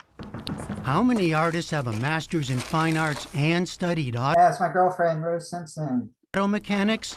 Meet Rose Simpson, whose day of making art includes hours coiling clay in her studio, Let's take this one. soldering metal pieces for sculptures in her garage, and spending time under the hood of a '64 Buick Riviera she's fixing up. Simpson lives and works on the Santa Clara Pueblo, just outside Espanola, New Mexico. Her mother, Roxanne Swenzel, is a ceramicist, as was her mother, a tradition through time. I come from a long, long line of artists and creative people. And long line, I mean like as far as you can go back. We're not talking about 10 or 20 years, you're talking about hundreds. Yeah, I'm talking about hundreds, possibly thousands. Continuity and seeing art as part of daily life. Simpson's work is a contemporary take on the traditions of her Santa Clara Tewa ancestors. And now she's part of a groundbreaking exhibition, the first of its kind dedicated to more than 1,000 years of artistic achievements by Native American women. Put together by the Minneapolis Institute of Art, where we saw it, the exhibition is called Hearts of Our People. Seeing these works of art together. Co-curator Jill Alberg-Yo. This exhibition was really necessary in a non-Native context because it had never been explored before. And that was stunning because something that is so clear in Native communities was not at all addressed in the art world. On display, some 117 works of art from more than 50 Native American communities across the U.S. and Canada. There are traditional pieces like this Anishinaabe jingle dress created in 1900 and worn for dancing at powwows, and a Hohokam bowl dating back to 1000 AD. There's also contemporary photography, video, and installation pieces like Fringe, a 2007 piece by Rebecca Belmore tackling the issue of violence against Native people, particularly women. Whenever possible, the creators of these works are named. Rather than generic craftspeople, the exhibition wants us to see creative individuals making art. I think that the way that the development of collecting Native American art and the stories that had previously been told are ones that position Native women as non-artists. Contemporary artists are shown alongside those of their ancestors, highlighting the way Native women's art has adapted while remaining connected to generations past. One example, this towering stack of blankets by Seneca artist Marie Watt, entitled Blanket Stories, displayed next to a traditional Navajo chief's blanket from the 1880s. And then there's Rose Simpson's piece, a restored 1985 Chevrolet El Camino she named Maria. Sitting at the show's entrance, it's paired with a large vase by the car's namesake, Maria Martinez. Yeah, we're going to look at Maria Martinez. She's one of the great potters, and she does the black pottery, and it's astounding. Her and her husband. Her husband did design, she did the pots, but these are classic pieces, and she's one of the most well-known Native potters. So I got a little information about her. The celebrated pioneer of the black-on-black Pueblo pottery style emulated in the car's paint job. But a car as art? Rose Simpson made Maria herself, to use, to drive. Plus, she realized it holds things, just like some of her other creations. It hit me like, it's a pot. You know, it's a super contemporary vessel. This is why there is no disconnect between life and art. No disconnect. No. And this is why, what does art have to do with cars? I'm like, what does art have to do with life? What does life have to do with art? The point is that we've ripped art away from our lives. And so the more I could apply the creative process to every part of my life, then the stronger I felt as a person. Given the show's size and scope, Jill Alberg-Yo and co-curator Terry Greaves knew they couldn't put it together alone. They assembled an advisory board of scholars, historians, and artists, 21 women in total, Native and non-Native. Quill work is, indigenous, truly indigenous art form. Among the advisors, Deani Whitehawk of the Rosebud Sioux Tribe, a painter and mixed media artist based in Minneapolis. This exhibit covers 1,000 years. Yeah. Still, it was so hard to pick the pieces that were going to go in the show because there's so many that could be. Whitehawk's work mixes modern techniques with traditional Lakota art forms like bead and quill work. She says the recognition of Native women artists is long overdue. The vast majority of Native arts has been supported by women over generations, but it's an aside. It's a side note in the way that we understand and look at American art history. And it's not a truthful and honest way to understand the history and artistic history of this land. Cucumbers, yeah, it rained good. Rose Simpson also served on the museum's advisory board. For her, being in the show is an opportunity to open doors for other Native American artists. It's absolutely about changing a mindset. The first step is to infiltrate and then get respect and then and then pull it back the other way. I was handed the baton, right? And I have to, go further and really respect it and be responsible with it. Are you shy now? No. And she's choosing to remain in her rural home, where she's passing on an ancient artistic tradition to her own daughter. For the PBS NewsHour, I'm Jeffrey Brown on the Santa Clara Pueblo in New Mexico. Yeah.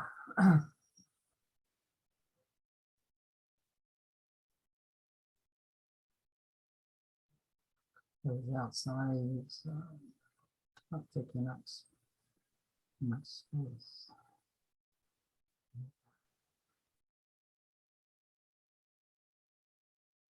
Oh, we got here 3:36. All right, get out of here.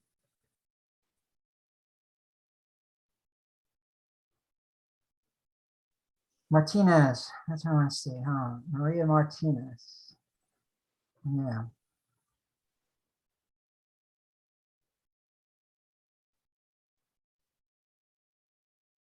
There's the mobile.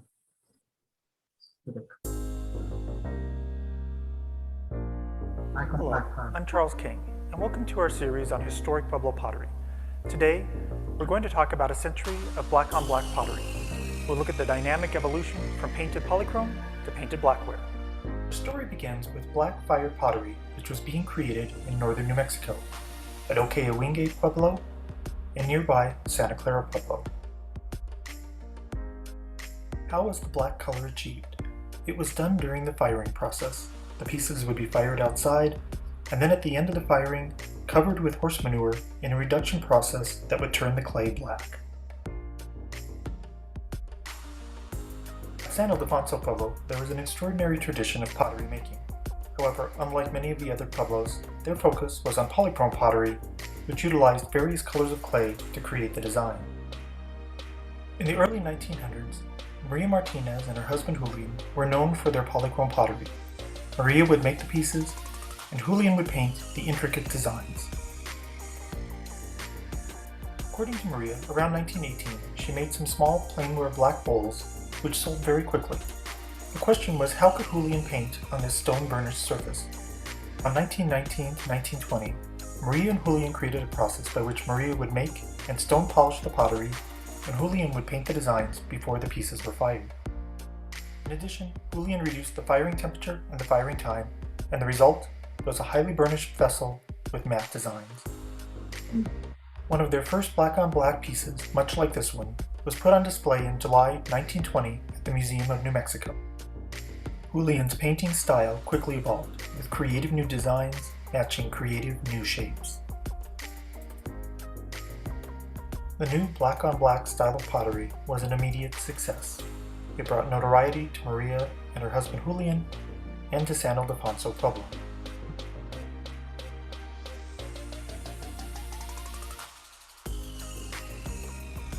While Maria and Julian created the black-on-black pottery around 1920, by 1922, other well-known San Ildefonso potters were also working in this style, including Susana Aguilar, Ana Martinez, and Tanita Roybal. Other San Ildefonso potters quickly took up this new style and lent their creative voice to the black-on-black process. You like it out? Oh, there's more, sorry. The creative excitement of this new style of pottery can easily be seen when in 1922, at the first Indian Market Fair, potters from San Ildefonso exhibited their new black-on-black pottery. The artistic and marketing success of the new painted blackware also led for requests for artists to begin signing their pottery.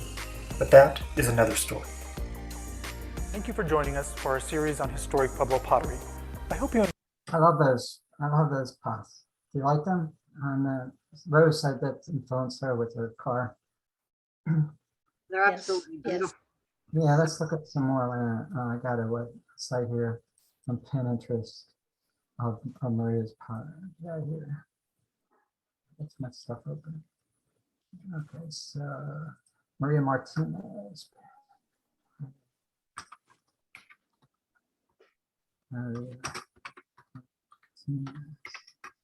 Pottery.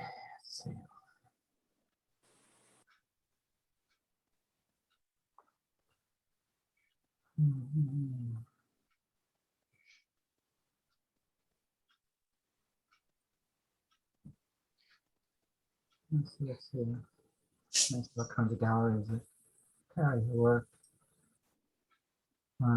Yeah, and other artists that are doing it. Look at these.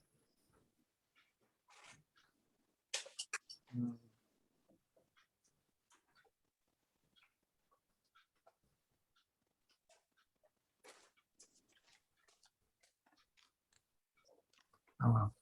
Let's see if I can find those others. Other site.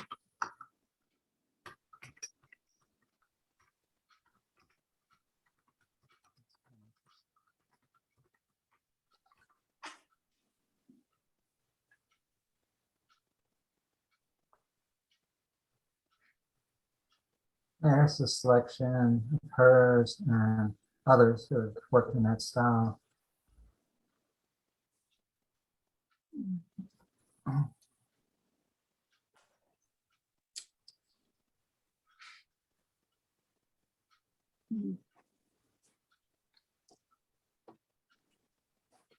All right. They're just gorgeous. Look at that. Man. There's beautiful Greek, ancient Greek pots. So she started this whole black on black.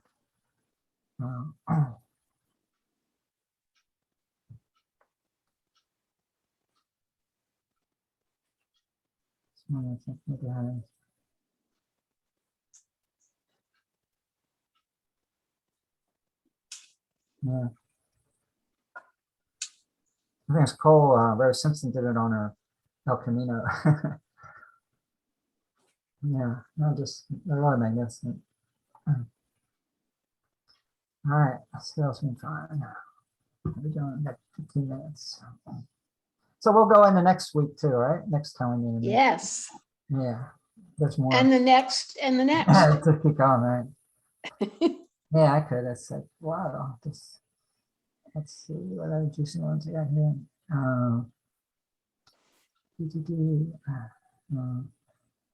Yeah, there's a museum of Indian arts and culture, which is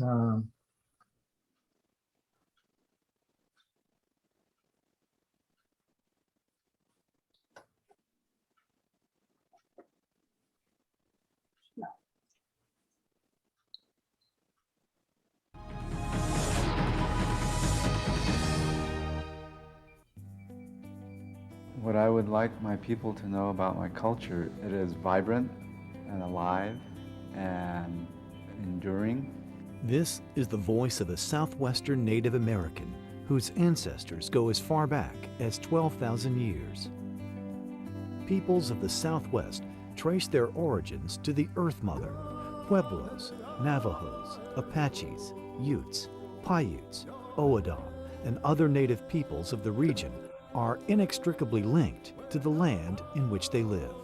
Living by ancient philosophies, the enduring peoples of the Southwest keep their core values sacred while adapting to and fitting into an ever-changing world. There's a lot of our stories and our religious beliefs that are instilled within us from day one that we continue to perpetuate throughout our generations, throughout our families. And myself personally, I felt privileged enough to be essentially raised by my grandparents because my parents both worked.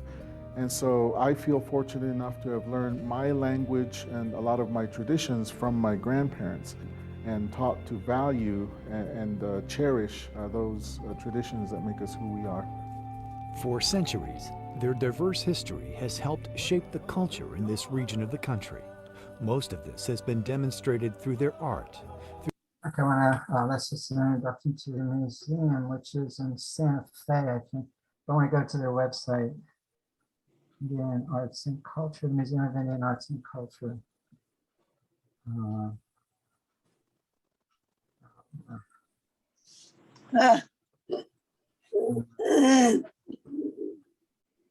I'll get out of this. No. Get back to there. Come on. There I got some.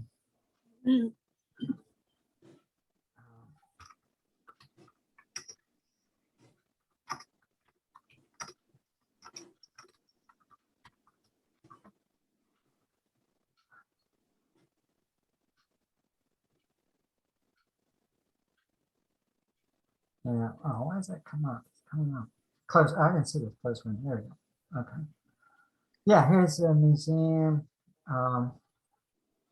And it's located in, I believe it's Santa Fe. It's amazing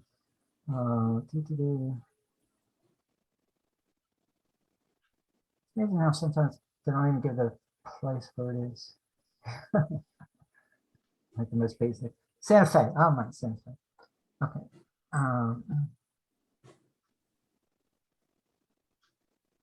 This is what I wanted to.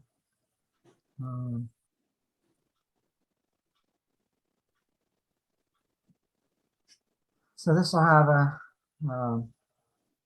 lot of good information about contemporary artists. I'm looking for videos.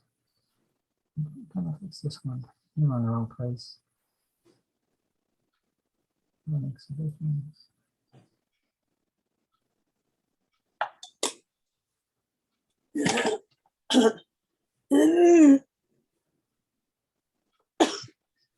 I think Rosie, Rosaline, I think your mic is on. You can mute it. That's not the one I want. All right, no problem. That's a resource.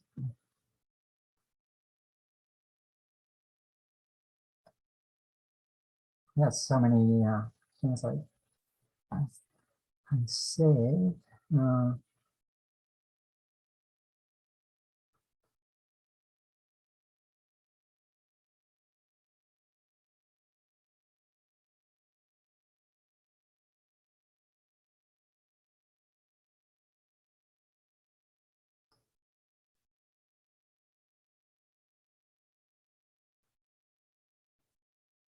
So there's contemporary artists. I just picked a few. This is a woman from Baltimore. She's Native American. I guess this is her. Merritt Johnson. One side is the outside and one side is the inside. So look at that. We're going to start at the bottom and you're going to go around and around and around, right?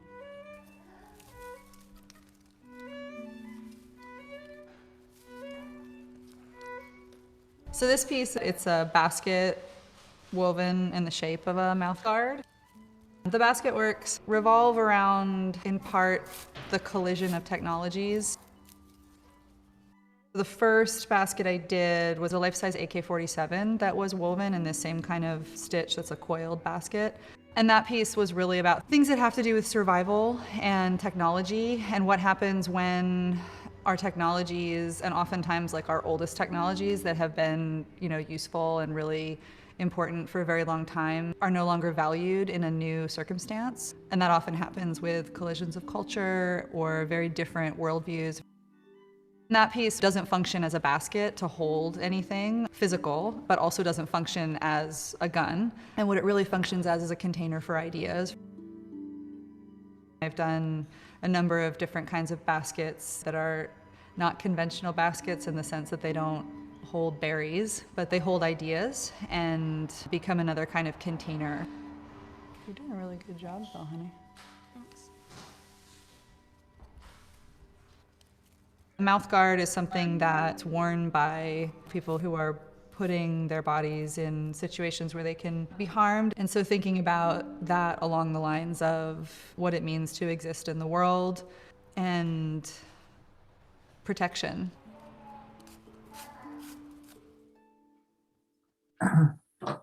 Merritt Johnson's one.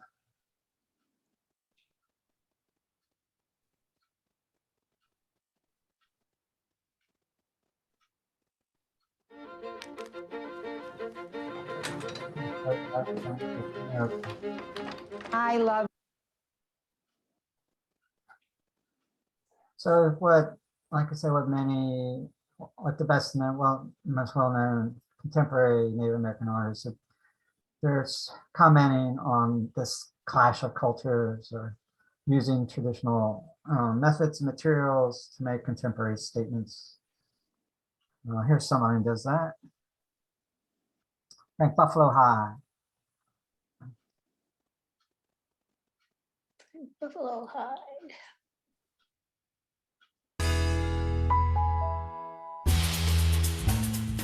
Painter and observer Frank Buffalo Hyde believes it is important to represent the time in which he lives.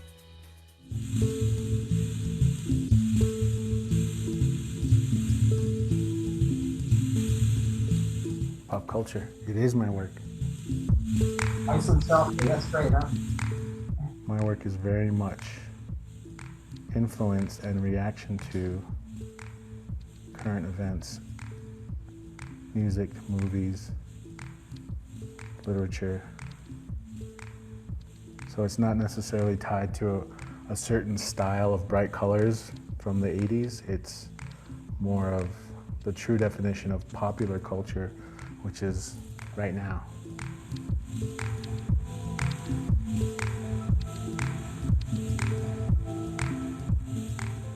My father did 2 tours in Vietnam and was exposed to Agent Orange, used to defoliate the forest over there. And as a result, I was born without my right arm and my right leg as a congenital birth defect. The doctors immediately, as I was born at the Indian hospital, asked my mother if she wanted to give me up to be in an institution. And then to have her make the split-second decision, like, absolutely not. He is staying with us. So that's how I came into the world. It's still a daily issue. I don't know if that was sort of kind of galvanized my, I wouldn't say chip on my shoulder, but I've always felt like I've had something to prove. And it definitely is a driving force behind why I make my work.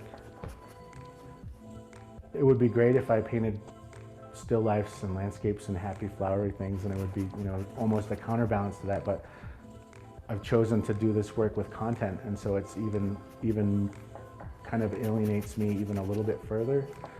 You know, there's enough beauty in nature. I don't want to recreate the beauty that's already there. I want to comment on it.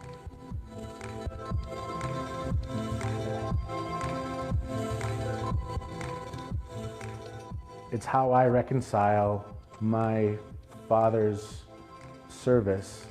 It's how I reconcile my nation's history. It's how I reconcile the fact that my arm and my leg will never be here.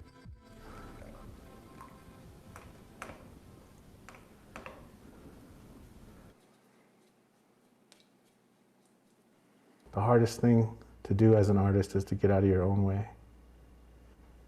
The best analogy I could give is probably like climbing a mountain. There's certain points that you reach when you're climbing, that each point is a destination and an accomplishment. So, you know, you have to decide what point of destination on your painting is the one you want to stop at. And none of them is right, none of them is wrong. It's just where you stop. I'm a believer that you can work on a painting forever if you choose to.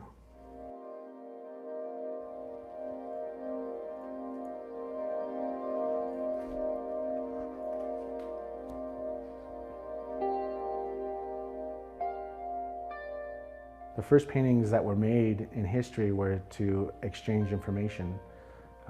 In caves, there were like where to hunt, how many were killed in a certain area, where to find water, all that stuff.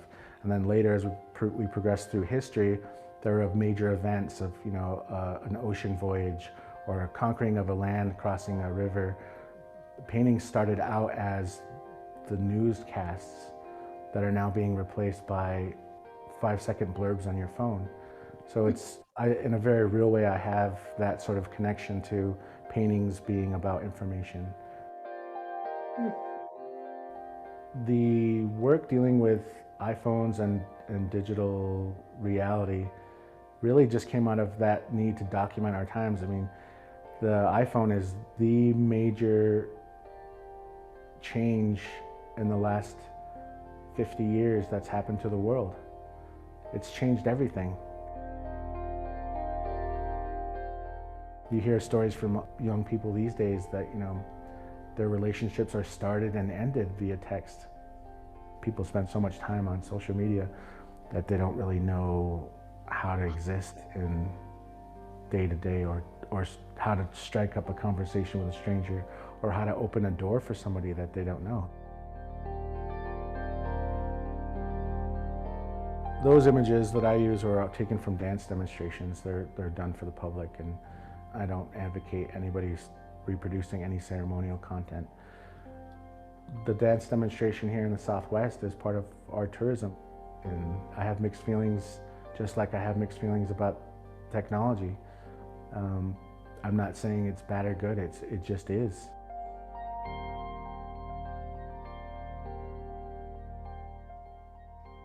I definitely believe in mark making. You know, in a digital age, we don't necessarily need to make paintings anymore because we have apps on your phone and software that can create textured paintings on canvas, or you can turn any photo into a painting. What paint can do is very seductive. It can be drippy, it can be splashy, it can be very meaty, it can be bright, it can be super dark. And I think humans respond to that because those are all the things that we go through emotionally. The marks are the alphabet of how you communicate.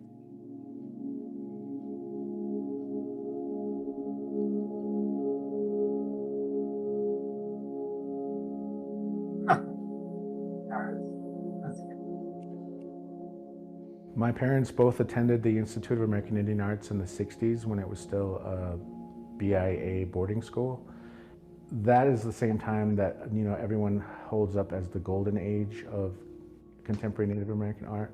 So I very much grew up in that tradition of artists that were taking their respective mediums to another place. They pulled something out of the air that didn't exist before and made it into something that was exciting and really lit the fire under what we do today. There are a lot of Native Americans telling their own stories. All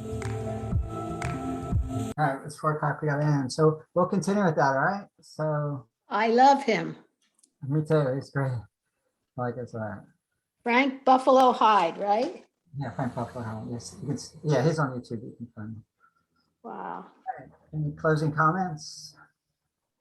Paul, start recording. Always